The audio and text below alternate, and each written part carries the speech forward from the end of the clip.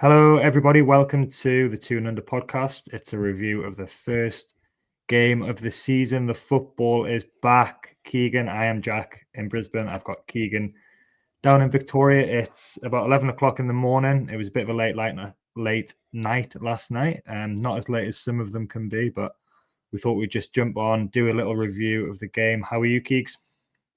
I'm good, mate. It's a bit chilly down here. We've had a bit of a wintry weekend. We've had a really nice week, but a bit of a wintry weekend.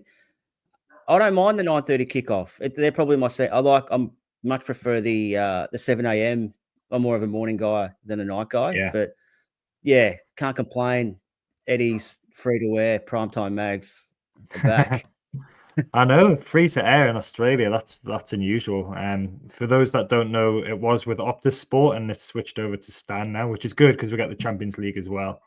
But yeah, last night was on free to air on Channel 9, so everybody got to see the exciting 0-0 draw that we played out against Aston Villa.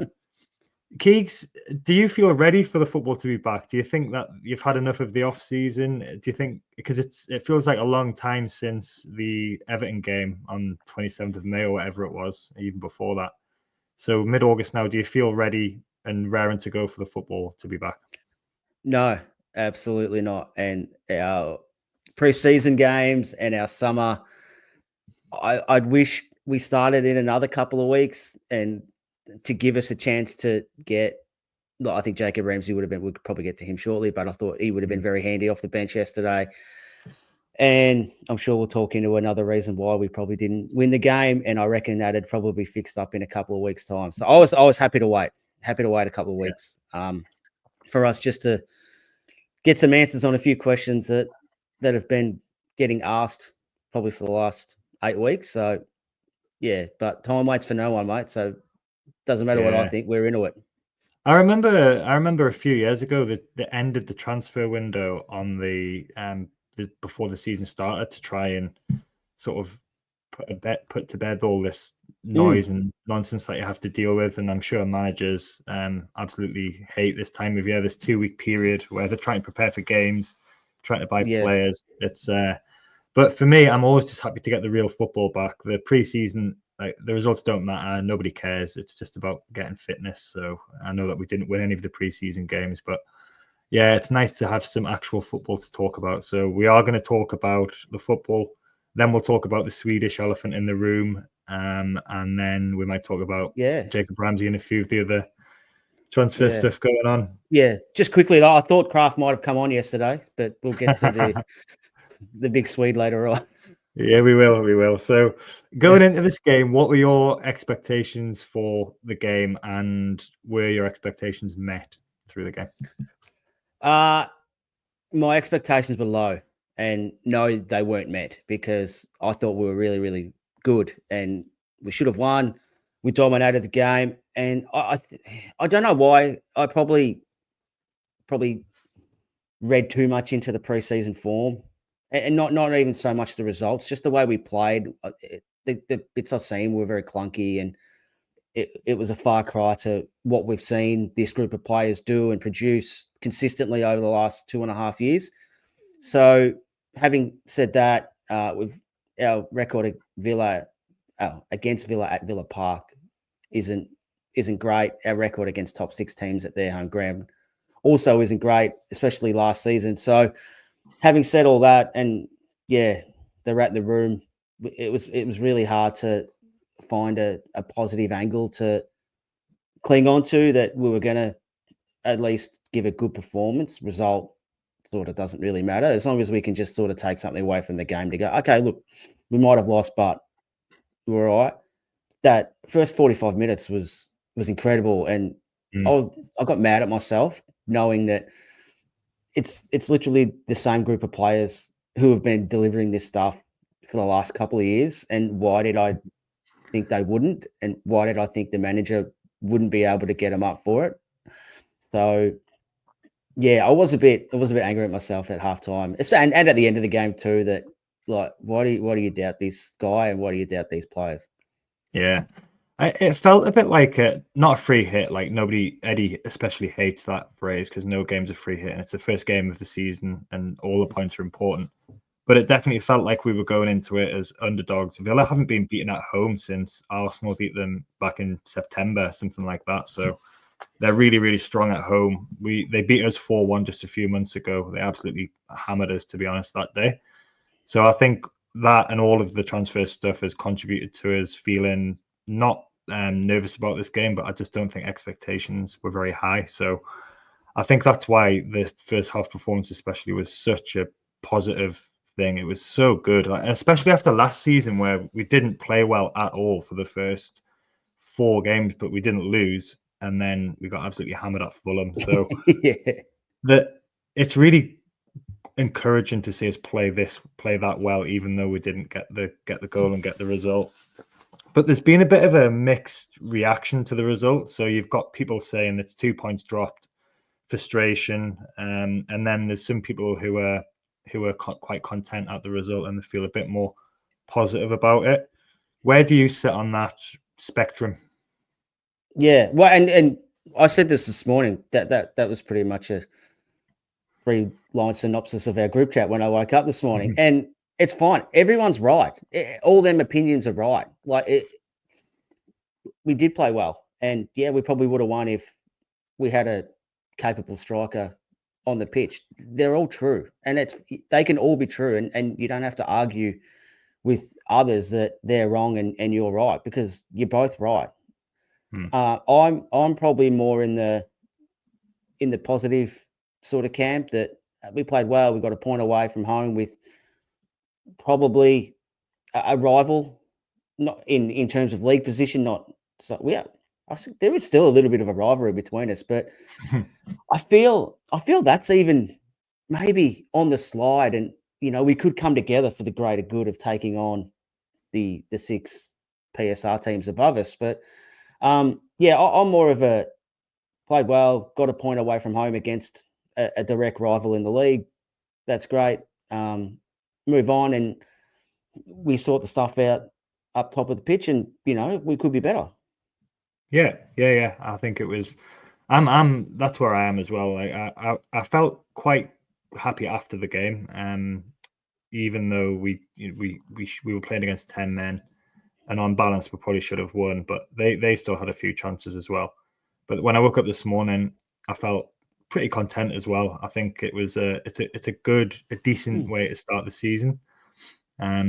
So I think, yeah, overall, and the whole context and everything that's gone on, I think we can't have many complaints. It's not like Everton last season where we missed a penalty. Like that did feel more like 2 points dropped, and I know we had the 10 men. We were against 10 men in this one, but it's not easy sometimes playing against 10 men, especially when our pace is we're kind of relying on that pace, and then Villa was sitting a bit deeper from then on. So, but the overall performance, we've already touched on it. The first half was really, really good. We had 8 shots. Elanga missed a really good chance after a couple of minutes. Hopefully that's not his John Dal Thomason moment, and he flops. But I don't think he will. Like he was very lively. We'll talk about him in a minute as well. But what about the overall performance in the game and the balance of play? How did you feel Newcastle played in the game? Good, and I think it wasn't and maybe to the untrained free-to-air eye, they think, oh shit, they're not too bad, but we've played like this for a long time. That's probably the Newcastle that we expect to see nearly every week. It shouldn't be a thing where, oh, gee, they played all right. Like the way we pressed and the way we attacked and everything like that is the way we've been playing for quite a few years now. Probably nearly ever since Eddie took over, maybe not that first half season, but ever since then, that's how we've played. We're an attacking defensive team, if that makes sense. We defend from the front. We try and cause front half turnovers and then attack with pace and everything like that and movement. And that was all on show in the first half. And of course, Aston Villa, they're a good team. They've got a good manager. They're going to come out after half time. They're going to tweak some things, make some adjustments to try and nullify us, which they did to an extent until the sending off. And then it kind of it was a very predictable result. I thought after the sending off, I think everyone knew how the game was going to finish. And it did finish like that. But yeah, there's got to be a positive outlook from most fans to say, look, we're going to be okay. There's been a lot of doom and gloom and everything like that, and a few predictions. I've seen some predictions like us finishing like lower than 10th. Like I don't know why, but yeah, I think we're still gonna be a good team, and we're still gonna be around the mark. I think when the whips are cracking. Yeah. Yeah, on the prediction thing, I was listening to the Guardian Football Weekly and the other one with James Richardson, and the pundits are all saying, yeah, they said that Newcastle are going to finish mid-table. It's like I'm sure we don't mind being written off in that way, but we've been good for 3 years, like you said. We finished 5th last season, and Yeah, our what squad's was better. the Like, squad's better. That was what I was going to say. What we've done with the squad has been we've added to it in positions that we needed to, and the depth is better. Obviously, we're missing a striker. Obviously, like that's nobody's going to sit here and say that we're not, even though Gordon did a good job and he looks like he's back to his old self a little bit. But yeah, it shouldn't really be a surprise, like you said, that we can play like this. I think it was just because of what sometimes happens when we play against Villa, and maybe a lack of pace at the back for us as well. A few concerns, but absolutely, I think it was a good overall performance. They had a bit of a spell in the start of the second half, but that's normal, I think, when you're playing a strong team. And Pope made a couple of saves which were I thought he was pretty expected. solid. But yeah, no, they were still solid saves. Like they Yeah, were at him, but he still had to make the saves, and he did. So I in that think second half, we used to be like he punches a lot, but he was actually just clunking them last night, just like holding them. All right, bang, diffuse the situation and things like that. Like sometimes they punch, might get another corner, they get another attack or something like that. But he was actually just clunking them and all right, situation over. Let's empty out and start yeah, playing and things like that. So yeah, I thought he was really really solid last night. he was, and I think maybe having a good goalkeeper behind him is going to push him on and to new heights this season. Sometimes it can go the other way, and it can make people nervous. The goalkeepers can get nervous if they know there's pressure on. I think what we might do is have Pope in the league at least to begin with, and then I think Ramsdale will be like the cup goalkeeper, including maybe the Champions League as well. I think he'll give them both a fair crack, and it'll be interesting to see how they react to that when they've got that competition. But Do you definitely think Pope will be better? Sorry, do you think Pope will be better now? He's can get more reps in the training. Like they're not training 15 goalkeepers at the Yeah, moment. Like you get more hands on the ball and all that sort of stuff. Right? I think there's only 4 left now. So yeah, I know. That's, do you I think come. Pope's got improvement in him because he's going to be training more? He's in his prime age for a goalkeeper as well. So Yeah, he is at his peak. His problem has been injuries, and obviously his distribution is not very good. So, but Dubravka was pretty good when he stepped in last season as well. But I think everyone just feels a lot more confident now that you've got 2, England international goalkeepers who are both pretty experienced as well now. yeah. Good characters. I think it's been good what they've done with the goalkeeping department. And I'm sure Ramsdale will get plenty of games. But Pope was solid, yeah. Like we said, he did pretty well. What about Anthony Elanga? He started. There was. I don't think it wasn't really a surprise that he started. I think most people thought he would because he's been there Yeah, for pretty much he's been all of there long enough. preseason. Yeah, Yeah, yeah. he missed that chance, which was a good chance. He could have squared it for Gordon potentially as well. I'm sure that's what Jacob Murphy would have done if he was in that position. But then he might not have got Oh, away. Then he might not have got away he like might. that Yeah, he might not have put the because distance, the gap he's on. not as quick as Elanga because nobody is. Because Christ, he is very, very quick. He is What did you? the fastest man I've ever seen playing He's in very Newcastle fast, and square. Oh my god. Lucas Digne was not having a nice time in that first half. But No. it's the worried defenders. People who are that quick, even if they don't do anything, it's just their presence makes defenders feel worried because they know they're going to get beaten in a foot race. So how Yeah, did you think Elanga did? I thought he did all right for his first game. That chance to start, like I was off the couch. It's like 9:35 and I'm off the couch going, go. But the space he pulled on him so quick was frightening. But I thought he was good. He'd be better for the run. He's still getting used to his teammates and things like that. I think squaring it's hard because he was kind of closed off to what was behind him. Like if his body was a bit more open, he might have seen that other option out the corner of his eye. But the fact that he was kind of running away from there, he probably didn't see it. And even though like it's a hard pass, like the pace, like it could have easily have got intercepted by a Villa defender. I think he'd done the right thing by shooting. I just think he probably took it too late and closed the goal off a little bit more. And it wasn't a great shot. When you watch the replay, it was a pretty comfortable save for the keeper. Like he wasn't really fully outstretched and fingertips and pushed it around. Like he got a good palm on it. So yeah, I just reckon if he took it a little bit earlier, I think that first touch he let it roll a little bit too long.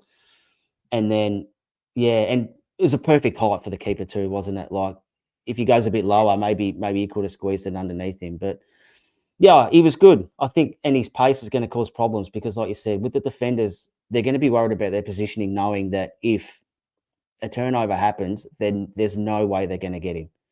So that might make them sit a little bit deeper, which means we might be able to defend a little bit higher, knowing that these fullbacks aren't going to get involved because they'll be too worried about a turnover and not getting him down the other end. Now, yeah, if it is Visser or whoever it is, I think they're going to have a very productive season if he's sort of breaking out on that right-hand side and squaring balls into strikers coming through. I think we might see this a little bit with him based on what Forest fans have said. His end product is not quite there consistently. So he got 6 goals and I think it was 10 assists last season. He set Chris Wood up for quite a lot of goals. But that was probably an example where he probably needs to sharpen up that part of his game, which, I'm sure he'll be able to do that. It's something that can be coached. Probably like the important thing is he's getting in the positions and he's frightening defenders. But, when we do have, if it was Isak, if he comes back or whoever it is up front, Gordon on one side and Elanga on the other is very frightening, isn't it? Like in terms of counter-attacking pace, not many teams are going to enjoy that, and probably the top teams who are actually attacking us as well. I don't know if you watch Liverpool, but we've got them next. We'll talk about that in a bit as well. But they leave so much space behind the fullback. It could be very interesting what happens with that game. Yeah, I did. I caught the last maybe 10 or 15 minutes yesterday morning. That was I think it was a 5 a.m. kickoff here, which I definitely wasn't getting up for. But yeah, it was up about 6:30. So caught by the time I got up and got my new stand subscription up and running and things like that and found it. Yeah, I probably caught the last 10 or 15 minutes. So that was a very end-to-end game as well. And like you said, we do struggle against teams who are a bit lower, but that'll change over the course of the year when we get, strikers in who can unlock things and stuff like that.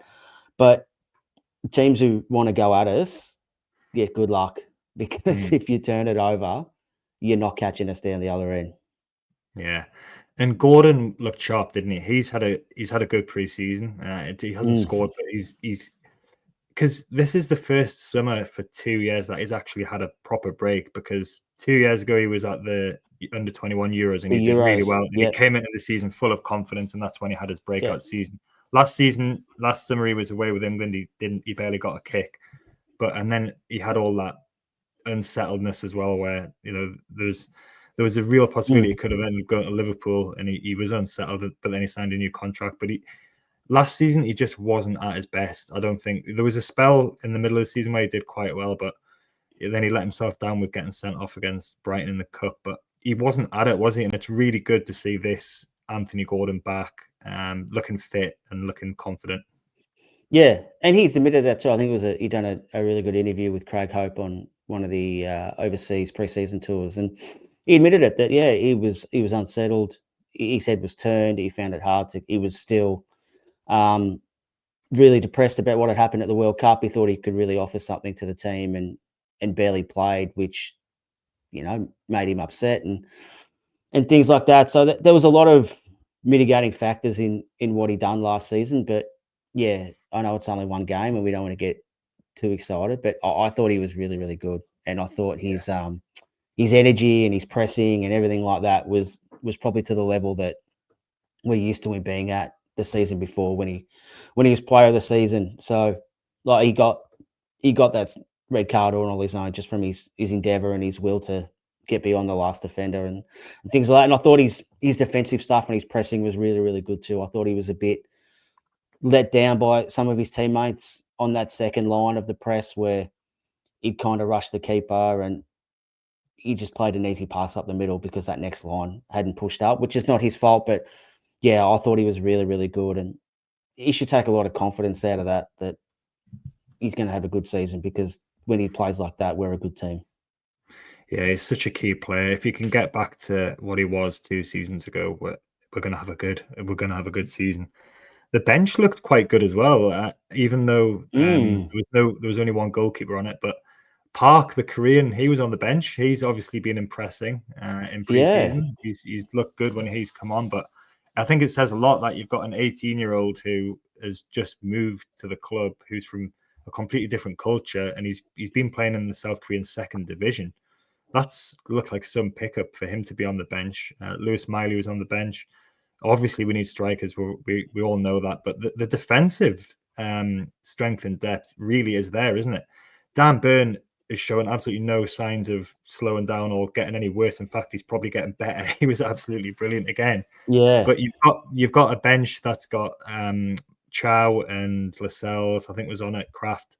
It's good, isn't it? Botman was on the bench Lewis as well. Hall. So Lewis Hall. So the defensive depth is definitely there, isn't it? And we should have options. And the interesting thing will be, when does Botman and when does Chow start playing? Because Shah and Byrne have got the shirts at the moment. Yeah, it is. And yeah, Botman, I think he's still working up to full fitness, so he might still be a few weeks away as well. I think these two will probably play until there's a reason for him to not play. Now whether that's form, injury, whatever, I think it's theirs to lose at the moment. And it's probably the same if they get fit or get back in form, that whoever's got the shirt, it's theirs to lose at the moment. Now, I think probably the only one I'd question maybe is Kieran Trippier. And that's not a knock on him at all. I thought he was pretty good yesterday and stuff like that. I just think Lewis Hall and Livramento are probably our two best fullbacks, and you can play them on their right side, and that left footer on the left side does give us a different look. There was times where I thought last night Tino sort of stopped and went back on his right foot. Not that it's he didn't have any targets to cross the ball into at that stage, but sometimes it just slows the attack down, where Lewis Hall can just keep bombing on that left hand side and use his left foot to get across. So yeah, do you know what? He's probably still a few weeks away as well. So it'd be this, and if they're playing well, then he'll have to wait, and that's the way it is, and that's the way it should be. No one should be just given a shirt because of who they are and start a game, and you keep. I'm really big on this. You keep selection integrity. That understand that you might be better than him, absolutely, but at the moment they're doing what we're asking of them, so we're not just going to drop them out because, like, you piss the players off. Really, they get disenfranchised and things like that because they've been dropped for no reason. That's the last thing you want to do. So if you stick to your guns and this is the way it's going to be, then no one can have any complaints about it because it's the same for everyone. And when it's your turn, then if you lose the shirt, then it's on you. It's no one else's fault. Yeah, they're gonna get plenty of minutes anyway with all the football we've got, and there'll be different tactical requirements in different games as well. So it's good that Eddie has got the options, and that Botman and Hall have both had pretty bad longish term injuries as well. So they'll take some time to get back up, and that's fine. But yeah, Dan Burn, he's probably going to be starting in the England team at the World Cup if he carries on like this. If he has a whole season, he's just got better and better as he's got older, really, and he's just such a good person as well, as such a good character. And he made some comments at the end, which I'm going to touch on in a minute as well. But we obviously need a striker. Like it's been nice to not have to talk about the Swede too much around this game. Like, it's for us to have something else to actually talk about, even though the journalists are still trying to talk about it all the time. But Eddie said after the game that he said, I want him to train, I want him to play. He said, we'd like a resolution, we need that clarity. I'm not in control of it, only one person is. So he's very much putting it back onto Isak. Yeah. there's 2 weeks left of the transfer window. Shearer and Rooney made some comments as well about how he's going about it the wrong way, and I think it's hard to argue against that now. Like I was very much, let's wait and see what happens. He has to have the door left open for him. Players themselves will often want to leave, but then they stay at clubs and they do well. Rooney himself did that, and Mark Chapman. It's a bit rich coming asked from him. Yeah, no, oh, did he really? He asked him about that though, and he said the difference was he never refused to train or play. So I remember that Ferguson was not happy, obviously, because he put a transfer request in, but then he said he didn't refuse to train or play, and he thinks that's what Isak's teammates are not going to like about it, that they are working together, they're unified, and then you've got one player who's away doing his own thing, basically sulking that he hasn't got his own way. So do you think Isak will be regretting the way things are right now? Because he's sitting at home kicking his heels while his teammates are playing, and his move to Liverpool looks no closer because they're not willing to pay the money. They don't even really need him, probably, judging on the other day. And they signed the player that we would have signed to replace him. So things haven't turned out, have they, the way he probably thought and anticipated they would when he started basically behaving this way? Yeah, I think he'll only regret it if he doesn't move. If he ends up going, it'll be fully justified, and he said what he did was right because he got what he wanted.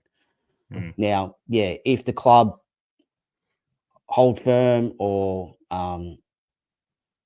sell him, whatever it is, they're the one. Like I think, and I've said this before, I think, and it's going to sound really stupid, I think we're in a win-win situation here. I think he either stays and he'll end up getting integrated back in. There's no way he's going to sit out a whole year, never mind in a World Cup year and all that sort of stuff. So he's going to end up coming back into the squad.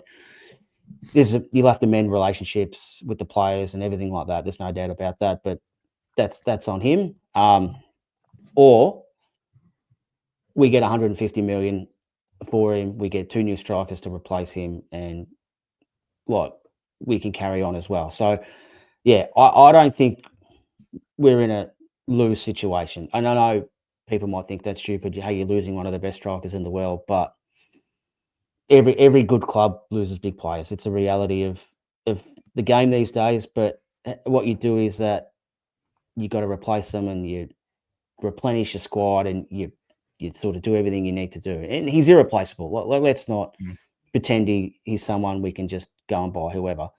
But what we have to do is replace the goals. So you sort of look at him and Wilson combined last year, whatever the goal tally was. Hey, can we get 2 strikers that maybe get 14 each? Yeah. You know what I mean? Okay, there's 28. That's great. And we get more rotation and things like that. That's the way to do it.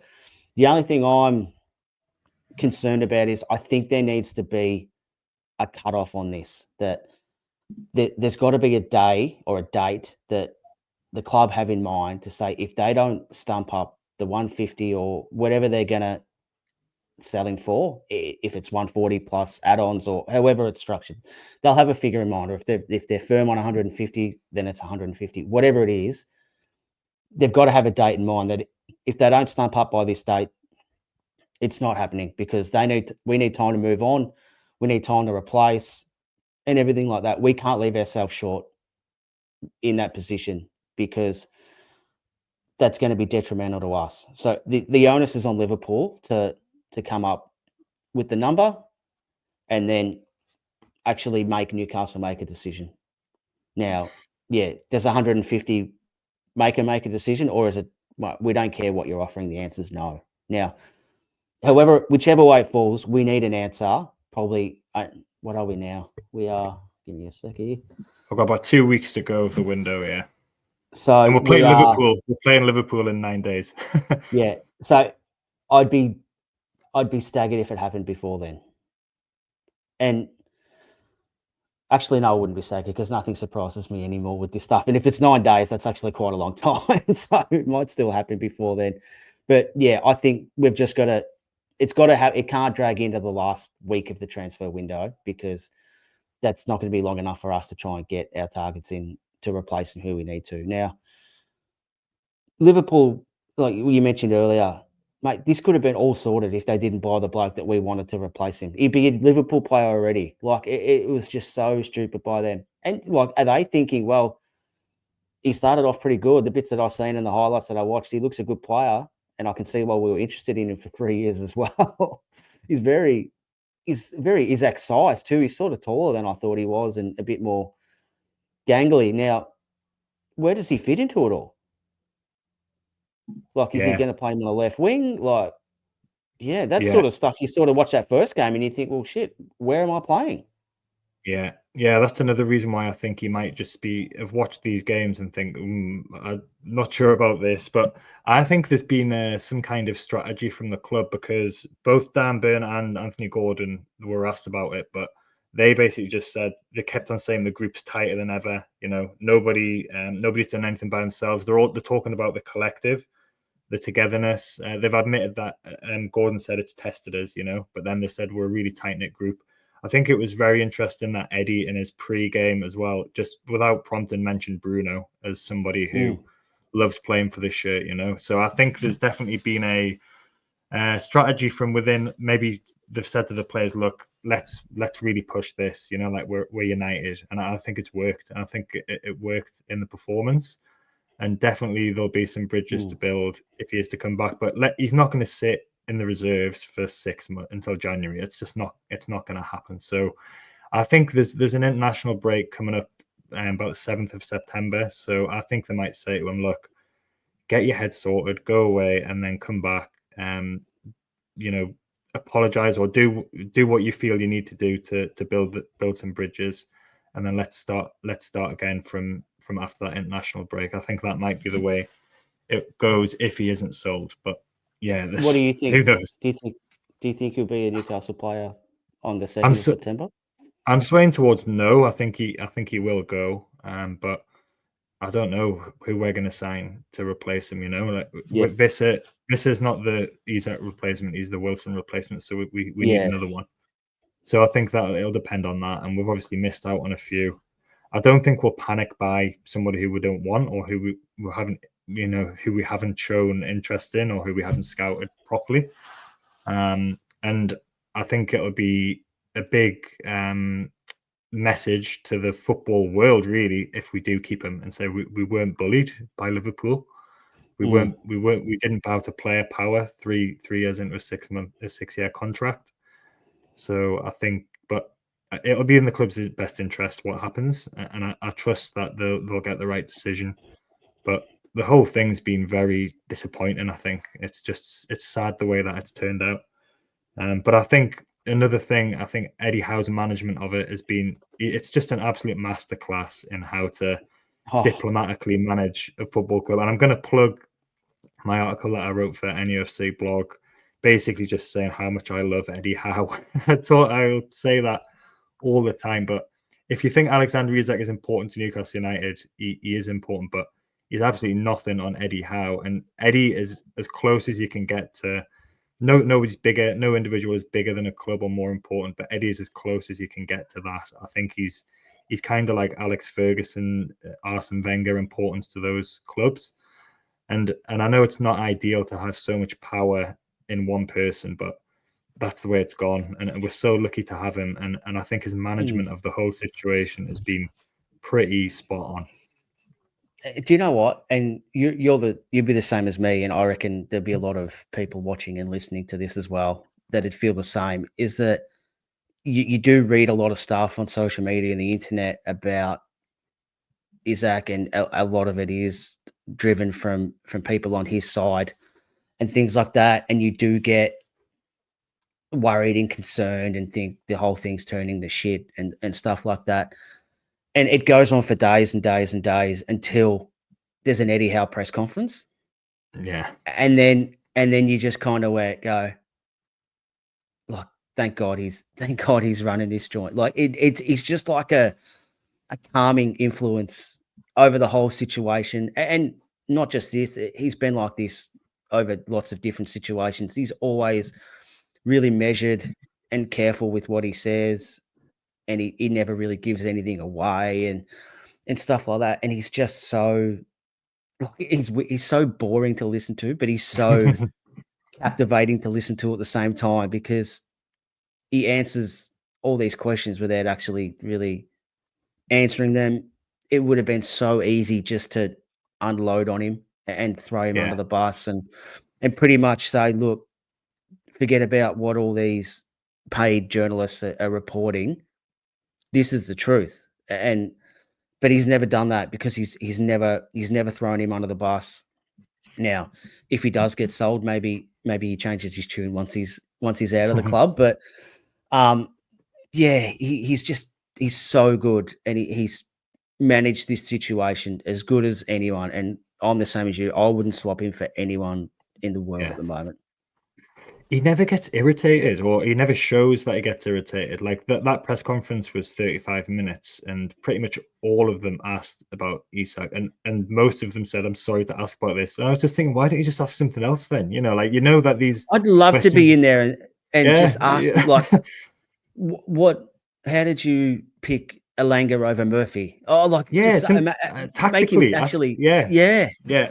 I'm sure he'd like. You might get more out of him because he'd open up more because his guard's down from. Oh, here we go. Here's another question about Alexander Isak, and then all of a sudden, oh look, yeah, we noticed Elanga was sort of not cutting in as much as what Jacob Murphy did. Was that a set play? Did you notice something from their fullbacks? And he'd be like, oh, okay, yeah, cool, yeah. What's this about?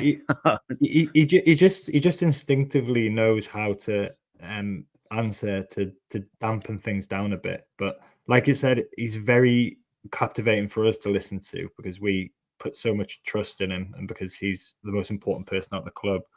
But he does make you feel better. Like, it's his demeanor and his body language as well. As other managers would have gone nuclear, about this, or they would have been kicking off and complaining about the transfer activity. But he doesn't do that. Like he controls what he can control, and that's such a skillful thing to be able to do. And he's absolutely perfect. And I think this summer has just reiterated once again how lucky we are to have him. Incomings. Jacob Ramsey, I think Eddie was a bit caught out because we haven't actually announced. We haven't announced him yet. Was it Lindsay Hipgrave? Was she that I didn't quite? Yeah, she was asking him about, and he started talking Peter about Crouch how good. Was it Joe Cole that was the ball bloke next to him? Yeah. I did say that this morning. He started talking about how what a good player he is and things. The club haven't even announced him yet. Yeah. Which I think he probably thought maybe we have announced it. It's obviously done. Yeah. But I think this could be a really exciting signing because we need a midfielder. People think he's a Joe Willock sort of regen, but he's not really. Like there's similarities with how they play, but he's got different attributes as well. He would have been a good person to have brought off the bench when we needed a goal. Great yesterday because I thought, I don't want to shoot Bambi, but I don't think Lewis Miley was very good when he come on at all yesterday. And he's more of a sort of defensive player, and he only got 7 or 10 minutes or something. But Ramsey, that's what you need with your squad depth, to be able to have players like Ramsey either starting games and then bring Joe Linton on maybe, or it depends on the tactics at the time. But yeah, he's going to be a good sign, isn't he? And he fills that midfield gap. And basically, if depending on what happens with Isak, we're down to just needing one signing, I think now, aren't we? How do you feel the squad is looking with 2 weeks to go of the window? Yeah, good. And everyone else, apart from that, needing 2 strikers, which I could argue, even if he stays, we probably should have two anyway for different things and stuff like that. Maybe a wide player who can play through the middle as well. But I think we've upgraded sort of all the positions that we've lost. I think Chow is sort of a better than Lloyd Kelly replacement. Ramsey's going to be a better than Sean Longstaff replacement. We still need, I think, if it's Visser, he's a better than Callum Wilson replacement. Elanga, and this is what, like, I admire the club for, shooting for the stars when it comes to these transfers and stuff like that. But it is disappointing to miss out on them players, and we've missed out on them for obvious reasons.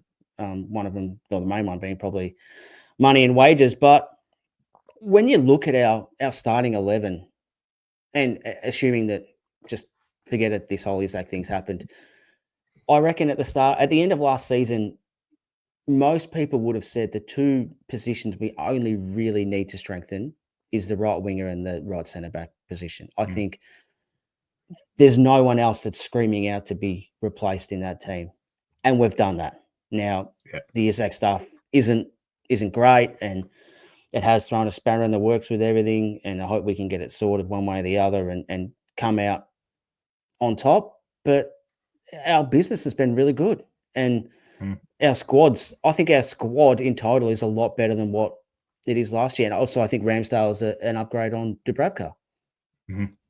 Yeah. So, yeah, I think if you look at it in total, our squad is a better squad than what it is last year. And I think our ability to rotate is better. And at the same time, you won't see that much drop off in terms of quality on the pitch with the rotations, because the players we've got coming in are just as good as the ones that aren't playing on that particular day. Yeah. And the 4 players we've signed are all players that we've tracked for at least a couple of years as well. So Eddie knows how they're going to fit into the team and into his system, and they're all good characters, and that's really important. So, did you hear him after the game saying that they really want to be here? The ones that got that's really important, because we know from this summer that we've tried to sign players that haven't wanted to be here, and that's a problem. But that's something we'll have to think about probably in future, and as we get better and more established, probably more players will want to come. But more, for sure. We shouldn't really have to sell the project to players. Like, they should want to come. To come play. I don't think it's not a project anymore. I think we're probably past that now, because in my mind, 2 Champions Leagues in 3 years means you're probably established. Like, it's not like, what are we selling now? Like, we're a good team.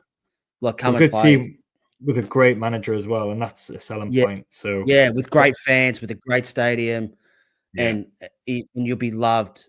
Like, it's not a project anymore. It's a come and play for us. We're a good club. Like, that's what it is now. Yeah, and it's so refreshing that players want to come, and Wissa obviously wants to come, to the extent that he's kind of done Isak, which will sort of gloss over that, because it's a little bit different though, because it's a bit different. Yeah, and I think that we haven't tapped him up and everything like that, and it seems like he's clearly had an agreement with Brentford that this was going to happen. I think Brentford agreed with it, but on the same time have said, yeah, you're right, but we need to get people in first before we let you go. Yeah, which it looks like they've done now. Yeah, which they have. Yeah, so, and him training with I don't know if it was the reserves or just the players that weren't selected on that for the first game. Like, what's the point in him training with the first team? Like, he's clearly not going to be there because of this, and I think they're all in agreement with what's going to happen, but they just needed to get things sorted before they allowed it to happen, which is exactly the same as what we're trying to do at the moment. Now, yeah, I think I understand there are similarities, but I think the situations are a little bit different to what we're having as well. Yeah, and hopefully we can get this wrapped up by midweek, and then because he hasn't played much in pre-season, so he probably won't even start anyway if he is in. But it'd be nice to have him on the bench, have him as an option. Which is funny. I'm not sure if you've seen. I didn't watch the whole thing. I listened to it. I just seen a thing on the overlap with Roy Keane, and they were talking about Alexander Isak, and he was 100% right that players want to go, and that's fine. You tell the club you want to go, but like, why would you not keep training and playing until you're actually making yourself worse? And if you do go, then you're not going to be at the level you need to be at because you haven't trained or played. Like, he goes, it's just a really stupid. He didn't say stupid, but it's just a really dumb way to go about it. And I'm like, mate, you are 100% right. Like, why wouldn't you just do it? You've just lost your fitness for no reason. So that's part of the whole thing, isn't it? And whether he's been badly advised or he's still a conscious human being who can make his own decisions about things. So it doesn't really matter what his agent's saying. Like, they're both complicit in it, in my opinion. You can't his agent's advising him badly and stuff like that. Yeah, mate, he can say no. Yeah, It's exactly. fine. Yeah. Yeah, Or we can get a they're, different they're agent.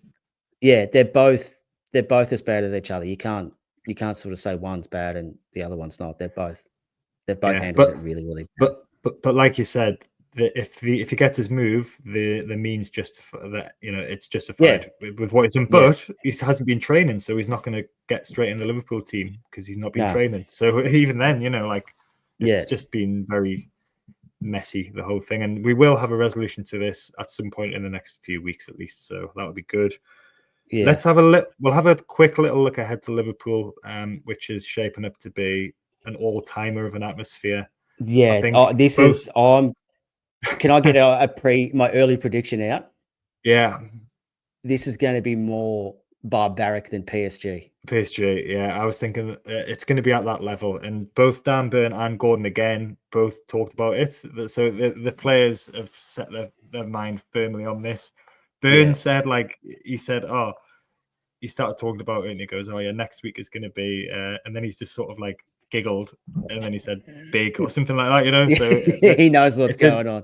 It's in the players' minds, and it's a bank holiday Monday as well in the UK. So is it really? Yeah, everyone will have been in the pubs all afternoon. So yeah, this is going to be a zoo, an absolute. It's going to be a zoo, and it's going to be great. It's Tuesday morning for us. Yeah, next Tuesday morning, 5 a.m. kickoff. So that's nice as well. The Premier, we can watch the Premier League over the weekend and know that we've got this coming up. So yeah, and hopefully we'll have at least, we'll have Ramsey in the squad, and hopefully Visser as well, at least. So. It's shaping up to be a very big one. So we will do a preview of that anyway, I'm sure, in the week. Yes. I think that's about it. Do you want to give your marks for man of the match for this? Who are you giving the 3-2-1 to? I'll probably give Gordon 3. I thought he's good and his energy was really, really good as well. I'll give Dan Burn 2. I thought he was solid. And I'll probably give Tonali 1. I thought his first half was just he was unassuming. He was unassumingly everywhere in the first half. Yeah, he was the other one I was going to mention. He's just a great player. So he's going to be a fixture in our team. So yeah, like I said, there's a spectrum of what people think about this, but I'm pretty happy, pretty content, and we can get ourselves revved up for Liverpool. Watch all the other football in the run up to that. Keegan, thank you very much. What are you doing for the rest of your Sunday? We've got a few errands to run around lunchtime, and we'll be back at home for 3:15 to watch the Cats play. And just quickly, I'm just spitballing this quickly before we go. I'm proposing maybe we do a weekly, or not weekly, each game 3-2-1. Yeah, and we might come up with our own little medal at the end of the year, whether we call it like the Craig Moore medal or the Mark Viduka medal or maybe the Garang Qual or James Troisi medal, or the Aussies who have played for Newcastle. Good. We can name it after them. We'll keep a running tally each week, and we can read the leaderboard out as we go. You'll have to explain the 3-2-1 for British people, though. Explain. All right, is 3 more than what? You explain this.